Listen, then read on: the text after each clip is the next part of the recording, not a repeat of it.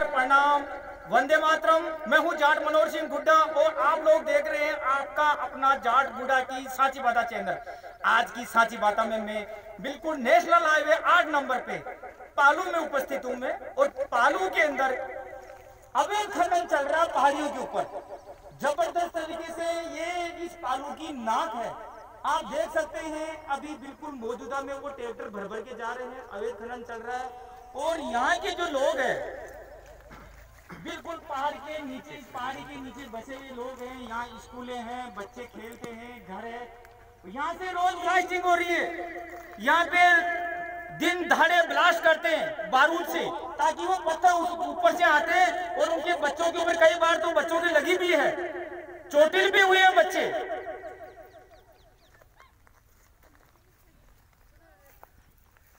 आप देख सकते हैं बिल्कुल ये ट्रैक्टर, भैया जूम करके दिखाओ ना, बिल्कुल ये ट्रैक्टर सामने खड़ा है।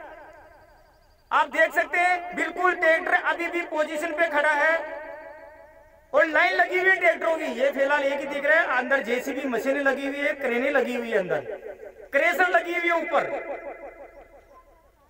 हड़ा बहुत, बिल्कुल प्रशासन कुछ भी ध्यान नहीं दे रहे हैं। यहाँ हमारे बड़े भाई साहब हैं रमेश जी जांदू, इन्होंने बहुत मुद्दा उठाया था। ये बड़े भाई साहब,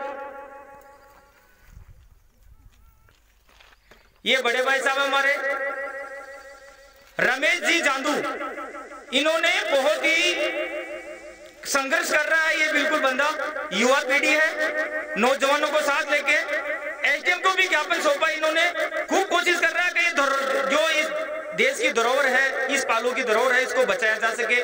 जांदू साहब, आप कुछ कितना संघर्ष कर रहे हैं और इसके बारे में आप कुछ बताओगे प्लीज?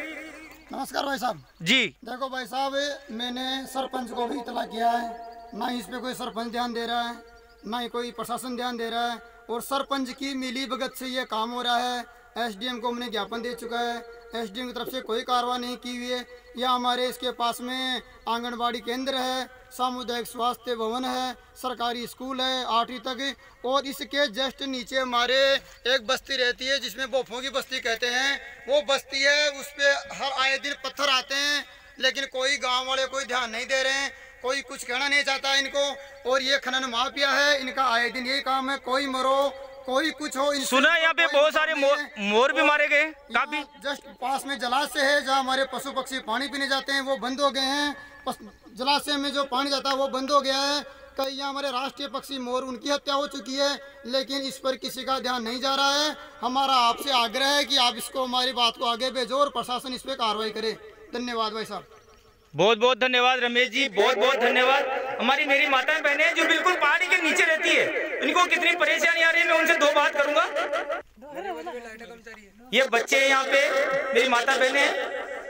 ये हमारे गांव के नीचे एक बस्ती रहती है, इस बस्ती पे आए दिन पत्थर गिरते रहते हैं, लेकिन कोई ध्यान नहीं दे रहा है। देखो छोटे छोटे बच्चे, इनके कई जानवर खत्म हो गए, इनके जो मुर्गे पालते हैं मुर्गे खत्म हो गए, इनकी बकरियां खत्म हो गई, लेकिन इस तरफ किसी का ध्यान नहीं जा रहा है। और हम गुड्डा जी से निवेदन करते हैं कि हमारी बात को आगे बढ़ो।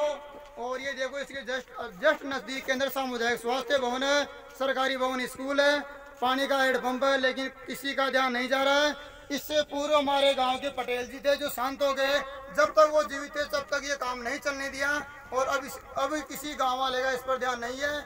और ये सभी सरपंच, एसडीएम और प्रशासन की मिलीभगत से काम हो रहा है, और ये बिल्कुल ओपनली दिन दहाड़े काम हो रहा है। जो ब्लास्टिंग करते हैं वो रात को करते हैं, मैंने कई बार इनको जाके टोका है, लेकिन इनका उस तरफ कोई ध्यान नहीं जा रहा है, धमका के भेज देते हैं।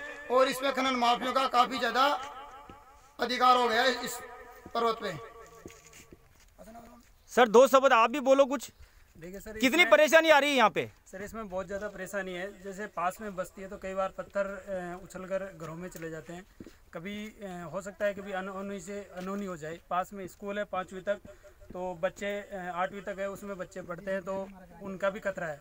और सबसे बड़ी बात, यहाँ का पुराना जलाशय था जो एक गाँव का एकमात्र जलाशय। पहले कुछ बुजुर्ग लोग थे तो उन्होंने कोशिश करके इसको रोक रखा था, और काफ़ी कोशिश करके उन्होंने रोका। अब उनके बाद में कोई करने वाला नहीं है। उसके बाद में अभी तक अब जलाशय बिल्कुल ख़त्म हो चुका है, ना उसमें कोई जल की आवक है। उन्होंने कोशिश करके चारों तरफ जल की आवक बनाई थी, वो पूरी नष्ट हो चुकी। इन जो माफिया इनकी वजह से। अब बिल्कुल सर, इनकी वजह से, क्योंकि अब पर्वत का जो पानी वो ऊपर का ऊपर रुकता है और कुछ आता है तो उसमें मिट्टी वगैरह रहता है कि उसका नुकसान हो रहा है। बहुत बहुत धन्यवाद सर। छोटे बच्चे भी बहुत परेशान है। बाबू कितनी परेशानी आती है बेटा यहाँ पे? खूब परेशान है। ऊपर से पत्थर आते हैं यहाँ पे? यस। बहुत सारे आते होंगे, डर भी लगता होगा। हाँ। तो रात को आवाज कितनी तेज आती है यहाँ से? बहुत आती है। हाँ। पूरा परिवार परेशान रहता है आपका? हाँ। थैंक यू बेटा। ये भाई साहब कह रहे थे इतना बड़ा पत्थर भी आगे गिरा था। ये करीबन 2 महीने पहले की बात है। इतना मोटा पत्थर अगर ट्रैक्टर भी आ जाए तो ट्रैक्टर भी खिसक जाएगा इसके नीचे। ये भाई साहब बता रहे थे इतना मोटा पत्थर वहां से बिल्कुल सामने है, वहां से बुढ़क के यहाँ आया था ये। अब अंदाजा लगा सकते हो आप, ये जो सारे पत्थर है ना वो ऊपर से आके यहाँ गिरे हुए हैं। ये यहाँ की स्कूल है, बच्चे यहाँ खेलते हैं। बिल्कुल स्कूल में जब बच्चे पढ़ते भी है ना तो धमाका होता है ना, तो बच्चे दहशत में जी रहे हैं बिल्कुल, और पढ़ाई भी दहशत में हो रही है। अब प्रशासन बिल्कुल आंखें बंद करके बैठा है। ये रोज ना रोए तो गांव वाले किसके सामने जाके रोए? वैसे तो ये जिम्मेदारी यहाँ के जो सरपंच है, यहाँ की जनता ने अच्छे उम्मीदवार अच्छे वोट देके जिताया था, उनकी जिम्मेदारी बनती है इस खनन को रोकने के लिए। लेकिन वो ना करने की वजह से यहाँ के जो युवा है, यहाँ के जो बच्चे हैं, यहाँ की हमारी माता बहनें हैं, उन्होंने ये बेड़ा उठा रखा अपने कंधों पे कि इस धरोहर को बचा सके। और यहाँ की जो बच्चों को खतरा बना हुआ है, वहां से जो ब्लास्ट हो रहा है आपको सामने दिख रहा है, यहाँ से ब्लास्ट होने पे पत्थर बिल्कुल यहाँ तक गिरते हैं आके। ये जो एरिया है यहाँ बच्चे खेलते हैं, सामने जो स्कूल दिख रही है आपको, पूरा ये जो बरामदा है सामने, जो पेड़ दिख रहा है सामने, इसके नीचे बच्चे बैठ के पढ़ते हैं। लेकिन कई बार पत्थर यहाँ आके गिरते हैं। अब आप देख सकते हैं कि कितने बड़े खतरे में बच्चे पढ़ाई कर रहे हैं यहाँ पे। इसलिए मैं जाट मनोहर सिंह गुड्डा, जाट गुड्डा की सांची बाता चैनल के पूरे परिवार की ओर से भी प्रशासन को, हमारे आदरणीय जो यहाँ के एमएलए है बाबूलाल जी नागर साहब, यहाँ के जो एसडीएम साहब है हमारे आदरणीय, पुलिस प्रशासन है, जो भी इस कार्य को रुकाने में इन गांव वालों का, इन युवा पीढ़ियों का सहयोग करे, ताकि इस पालू कला की इस धरोहर को बचाया जा सके। यहाँ के इस ब्लास्ट की वजह से यहाँ की स्कूल की पूरी दीवारें खंडरशील होती जा रही है। बिल्कुल दीवारों पे बिल्कुल चौड़ी चौड़ी हो गई। देख लो, मारवाड़ी में कहते हैं हम, दरारें पड़ गई है बहुत बड़ी बड़ी। ये यहाँ पे बच्चे पढ़ने वाले भी, ये पिलर बिल्कुल ढीला हो चुका है, यहाँ से कभी भी गिर सकता है। ये केवल एक ही कारण से कि यहाँ जो बम ब्लास्ट होता है ना, पत्थर फोड़ने के लिए जो बारूद से ढाया जाता है पत्थरों को, उसकी वजह से हो रहा। सारी स्कूल पूरी खंडर बनती जा रही है।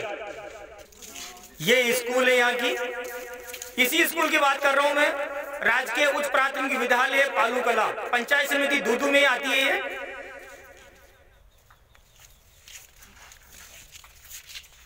आप देख रहे हैं बिल्कुल दरारें पड़ गई है पूरी ब्लास्ट की वजह से। अगर ये टाइम से अगर नहीं रोका गया इस खनन को, तो हो सकता है ये स्कूल बिल्कुल जर्रा से बिल्कुल नीचे हो गया और धराशायी हो जाए। चारों तरफ से बिल्कुल ये खंडर बनता जा रहा है। बड़ी मुश्किल से तो स्कूलें बनती है और उसी को तोड़ने पे तुले हुए ही लोग। आप देख रहे हैं बिल्कुल ये जो मशीन है, ये सामने मशीन दिख रही है बिल्कुल, ये अवैध खनन के लिए खड़ी है।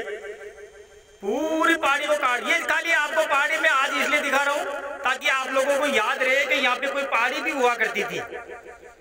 अगर इसको टाइम से बचाया नहीं गया तो यहाँ पहाड़ी नहीं रहेगी, यहाँ बिल्कुल खेत रहेगा।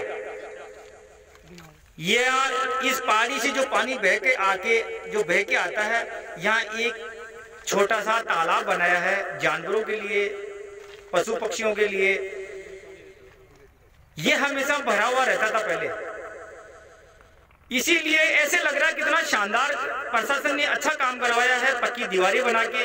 इसके लिए प्रशासन का बहुत बहुत धन्यवाद। लेकिन जिस तरह से ये जो खनन हो रहा है,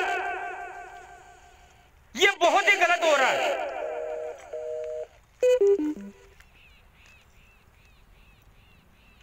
यहाँ के लोग बहुत परेशान है। यहाँ के रास्ते बिल्कुल रुके हुए हैं, जो कि समझदार ये इनकी सरपंच की जिम्मेदारी बनती है। आप देख सकते हैं बिल्कुल ट्रैक्टर खड़ा है, ऊपर अभी ट्रॉली भर रहा है। इधर ये भाई साहब ने लगा रखी है LNT मशीन है बहुत बड़ी,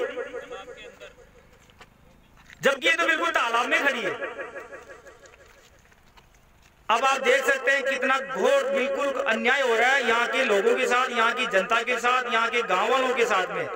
वहां से पत्थर आते हैं, कई बार पानी पिलाने आते हैं यहाँ के बच्चे छोटे छोटे, उनको यहाँ तक पत्थरों का बोझ झेलना पड़ता है।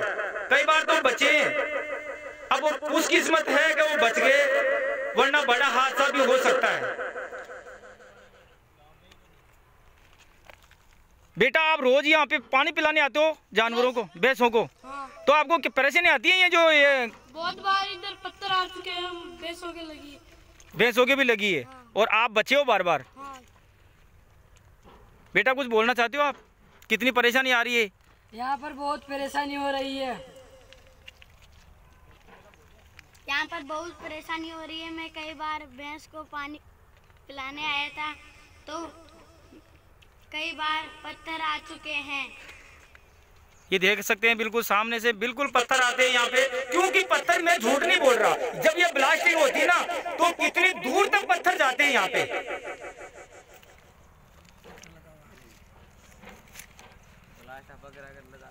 अभी काम चल रहा है, बिल्कुल अभी खनन हो रहा है। अच्छा भाई लोगों, मेरे इस चैनल से, जबकि ये चैनल मेरा नहीं है, ये आपके मुद्दे हैं, आप ही का चैनल है। आपके इस चैनल से जुड़ने के लिए मेरा नंबर है 9829444111। आप इस नंबर पे फोन करके मुझे व्हाट्सएप द्वारा जुड़ सकते हैं, पूरा नाम लिख के, गांव का नाम लिख के, ताकि मैं आपके मुद्दे उठा के आप लोगों की किसी भी तरह से हेल्प कर सकूं। अगर आप YouTube चैनल पे देख रहे हैं तो सब्सक्राइब करिए, बेल का बटन दबाकर, ताकि मैं जो भी वीडियो बनाऊं सच के साथ में, बिल्कुल मुद्दा रहेगा, साची बात के साथ में। अगर आप फेसबुक पे देख रहे हैं तो आप लाइक भी कीजिए, कमेंट भी कीजिए कि मैं जो मुद्दे उठा रहा हूं वो गलत है या सही है। बने रहिए जाट मनोहर सिंह गुड्डा के साथ में नए वीडियो तक। वंदे मातरम। भारत माता की जय। भारत माता की